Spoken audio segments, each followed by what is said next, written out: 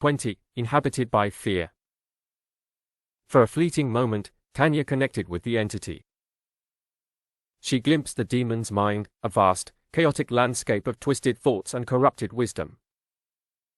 Eons of malice swirled within its consciousness. The demon's intellect was razor-sharp, and its lust for suffering insatiable. Its memories stretched back before the dawn of time, each one tainted with cruelty and despair. The demon's thoughts moved with an alien logic, incomprehensible yet terrifyingly purposeful. At its core lay an emptiness, a void that could never be filled. The demon became aware of its inner thoughts being scrutinized, and honed in on Tanya with terrifying precision. It moved with unnatural speed, phasing through the solid wall as if it were mist. The dark blur of malevolent energy rushed towards her, closing the distance in mere heartbeats. Tanya gasped as she felt the demon's presence invade her body, a cold, dark energy creeping through her veins. It began its assault on her mind, probing for weaknesses, seeking to overpower her. She could feel its ancient consciousness pressing against the boundaries of her thoughts, trying to seize control of her very essence. Inside the dark room, furniture lay in pieces as Kevin rushed to help Steve to his feet. "Come on, we have to get out of here," he shouted, panic rising in his voice. Dave lay unconscious on the floor, but they needed to escape before he came to. They were about to leave the room when Kevin remembered the van keys were in Dave's pocket. He couldn't leave without them. "Steve, go. I'll get the keys. I'll be right behind you. Now go," he urged. Steve hesitated but then turned and ran out of the room. Kevin rushed over to Dave's unconscious body, nervously searching his pocket, his heart pounding as he felt the fabric shift beneath his fingers. His hands trembled, and he fought against the rising panic that threatened to overwhelm him. He fished around, feeling the cold metal of a mobile phone and the familiar shape of a camera battery, but no keys. Time was running out. With a surge of desperation, he dug deeper, brushing against antiseptic wipes. Finally, his fingers closed around something small and metallic. His heart raced as he grasped the van keys. "Got them!" he shouted. Kevin was about to leave when a sudden thought struck him like a thunderbolt. Had he killed Dave? He glanced back, his stomach churning at the sight of Dave lying lifeless on the cold, hard floor, a small pool of blood forming near his head. Trembling, he pressed 2 fingers to Dave's neck, his breath hitching in his throat as he fought against the rising tide of panic. Relief washed over him when he felt a faint pulse. Dave was alive. Despite his worry for his friend, self-preservation took over. He had to leave. Kevin got up and bolted out of the room, quickly catching up with Steve. Just ahead of them, Tanya stood motionless. Kevin approached Tanya slowly and cautiously, sensing something was amiss. There was an unsettling quality to her demeanor. She stood rigid, swaying slightly as if caught in a gentle breeze, her eyes glazed and unfocused. "Hey, Tanya!" Kevin called out, concern creeping into his voice. "Are you okay?" But she didn't respond. It was as if an invisible force held her captive. "What the hell is she doing?" Steve said under his breath. "Tanya?" Kevin called out again, his voice desperate. Suddenly, she erupted into hysterical laughter, a sound that echoed through the air and sent a chill down their spines. The eerie, unhinged quality of her laughter seemed to reverberate off the walls, filling the corridor with an unsettling energy.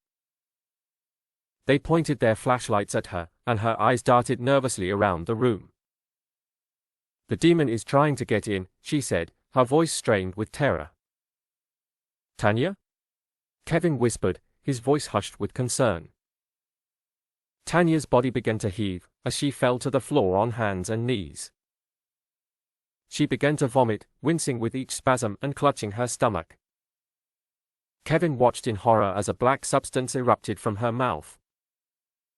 Curiosity drew him closer, leaning in to examine the strange material. It wasn't blood or bile, it looked like soil, dark and grainy, spilling from her lips with each violent heave. Kevin's mind raced. What the fuck is happening? Disbelief filled his voice as he looked up at Steve, who stared back in shock, unable to comprehend the nightmarish scene unfolding before them. Chapter 21, When the World Goes Black. Dave's eyes fluttered open, confusion clouding his mind. A sharp pain throbbed in his head, and something cold trickled down his face. His flashlight lay on the floor before him, its beam cutting across the dusty surface.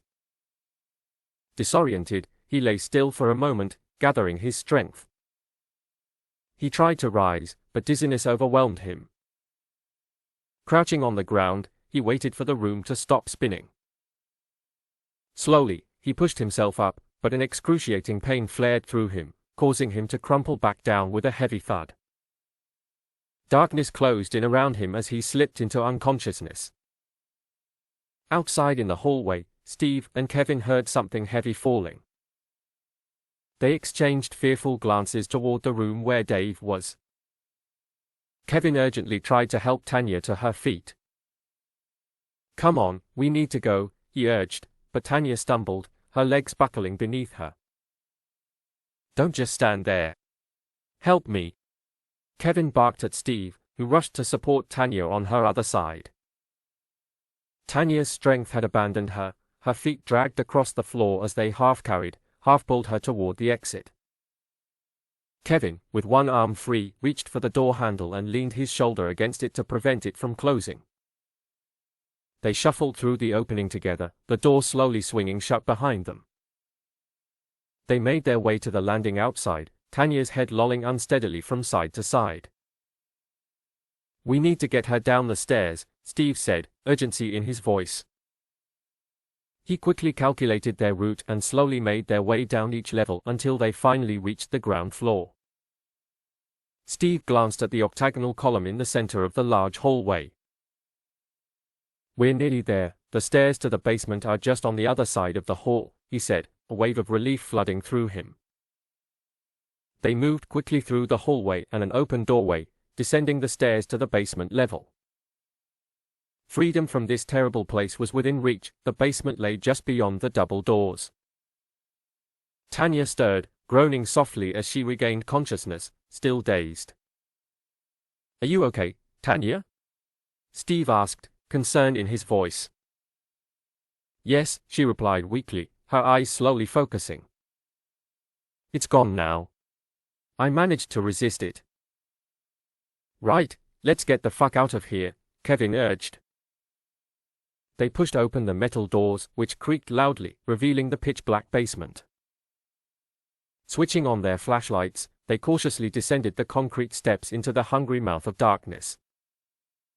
Chapter 22, Gruesome Visions in a Murderous Mind. Dave's unconscious state plunged him into a vivid, surreal, and horrific dream. In this disorienting state, he found himself running down a seemingly endless corridor, the walls shifting and flickering like a faulty projection. Echoing whispers urged him to kill, wrapping around him like a suffocating fog. The surreal environment began to sharpen into clarity. At the end of the corridor, he spotted Kevin. A smile spread across Dave's face as he surged forward with incredible speed, cornering him.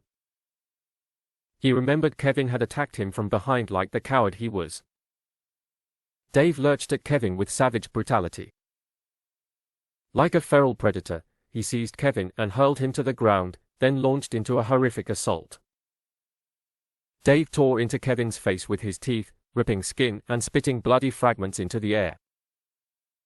Listening to the shrieks of pain as he tore more tissue from Kevin's face, he savored the taste of warm flesh and blood. Chewing it slowly before spitting it back onto the mangled remains of his friend's visage. He dragged Kevin to the doorway and propped his head between the frame and the open door. Looking into Kevin's pleading eyes, he slammed the door repeatedly, each impact creating a sickening crunch. A pool of blood formed beneath them, leaving a mushy mess where Kevin's head had been. Dave smirked, licking the blood from around his mouth. Then he turned his attention to Tanya, who was running down the corridor, screaming. But she wouldn't get far with her chubby little legs, that fat bitch, he mused. Quickly, he caught up to her, and as they came face to face, her wide eyes reflected pure terror. Dave smiled, then punched her square in the face, shattering her glasses as she screamed, shards of glass piercing her skin and eyes. With a twisted grin, he reached in and savagely ripped her owl-like eyes from their sockets, forcing her to confront the horror of her own mutilation. Then he stuffed her eyeballs into her mouth and grabbed her jaw, forcing her to chew on them while he watched her gulp them down with sadistic satisfaction. Dave then slammed her head into the wall like a battering ram, leaving a bloody stain on the concrete. She slid to the floor, half-conscious, blood spurting from her scalp as she writhed in agonizing pain. He sneered at her before delivering a swift kick to her gut, the impact forcing the air from her lungs. Without a moment's hesitation, he shifted his focus to his next victim. His eyes gleamed with a predatory intensity, the thrill of the hunt overtaking him as he prepared to unleash his fury once more. He sprinted through the maze of corridors, adrenaline pumping through his body, until he finally caught sight of Steve, the bastard who had ruined the entire investigation. With a primal roar, Dave surged forward with incredible speed. Steve spun around, his eyes filled with terror as he implored, "No, please. I'm sorry." But it was too late for apologies. Dave grabbed Steve and slammed him to the floor. Gripping his neck tightly, he squeezed with every ounce of strength until Steve's eyes bulged from their sockets and his face turned a deep purple. Finally, he released him, relishing the sound of gasping breaths. "It was your shadow," Dave jeered, looking down at Steve, who was still breathing hard. He raised his foot high before bringing it down hard on Steve's head. "It was your shadow," he shouted, repeating the phrase with a manic rhythm as he stomped down again and again. The satisfying cracks echoed in the air as Steve's skull shattered like a ripe melon, brain matter and fragments of bone oozing out in a grotesque display. Dave continued his attack, now viciously stomping on Steve's face, his anger blinding him to the horror of what he was doing. He could still see that stupid smirk, mocking him. He violently stamped on his face again, and nearly slipped on the slick pool of blood and brain matter that spread beneath him. Out of breath, he looked down at Steve in disbelief. Astonishingly, he was still alive. His face had become a bloody mess, flattened and unrecognizable, with his tongue dangling loosely from a broken jaw that hung limply. A twisted piece of art reminiscent of Picasso's most nightmarish works. One remaining eye stared up at Dave in horror and pain, blood sputtering as Steve tried to scream but could no longer form coherent sounds from his disfigured mouth. "It was your shadow," Dave said one last time before he reached down and violently ripped out Steve's tongue. Blood erupted from the gaping hole, spurting out like a fountain as Dave listened with glee to the gurgling and spluttering sounds that gradually faded into silence. The corridor around Dave began to ripple, then started to rotate, spinning faster and faster. The violent motion tossed him from wall to ceiling to floor, disorienting him as he struggled to maintain his balance. Each rotation felt like a dizzying plunge into chaos, the world blurring around him as he fought against the overwhelming force. Chapter 23, Awaken and Kill. Then the spinning abruptly stopped, and Dave's eyes flickered open in horror. Jesus, that was the most terrifying nightmare he had ever experienced, he thought, his heart pounding in his chest. It had felt disturbingly real. The disorienting sensations were still lingering. The wall seemed to pulse and shift, and strange whispers filled the air, urging him to kill before fading into an unsettling silence. Panic surged through him as he tried to grasp the reality of his surroundings. Dave coughed and spluttered, he was drenched in sweat. He lay on the cold floor in darkness for several minutes, his face pressed against the hard cold surface. Slowly, he rolled onto his back, staring up at the ceiling, his vision blurred. Something cold and wet trickled down his face. He wiped it with his hand, then shone his flashlight on his palm. Blood. Confusion clouded his mind as he struggled to remember what had happened. Suddenly, the horrific memory flooded back. He had strangled Steve, intending to kill him. The last thing he recalled was a loud thud and a searing pain in his skull before everything went black. Abruptly, whispers filled the air, chanting their evil mantra, "Kill them, kill them, kill them." Alarmed, Dave looked around the room. The chanting ceased. The only sound that filled the silence was the steady rhythm of rain hitting the windows. And then a loud, animalistic voice shouted in his ear, "Kill them." The command pierced through the silence like a knife, and he jolted to his feet. Dave stumbled through the room in a daze, nearly tripping over the shattered remnants of a table. He looked down, his gaze landed on a chair leg smeared with blood, his own. He remembered now, Kevin had tried to kill him, and the betrayal stung deeper than any physical wound. His best friend, someone he had once considered a brother, had turned against him, siding with Steve.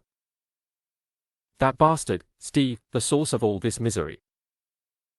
A satisfying rush of pleasure coursed through Dave as his blood trickled down his face, blurring his vision. He wiped it from his eyes, and a wave of rage swelled within him like a tidal wave. They would pay for this. The hatred and violent thoughts gave him a renewed murderous energy. Fueled by a psychotic rage, he raced out of the room. Adrenaline coursing through his veins like fire, and then the whispers returned, echoing in his ear. "Kill them, kill them, kill them." Caught up in the frenzy, he joined in, shouting, "Kill them! Kill them! Kill them!"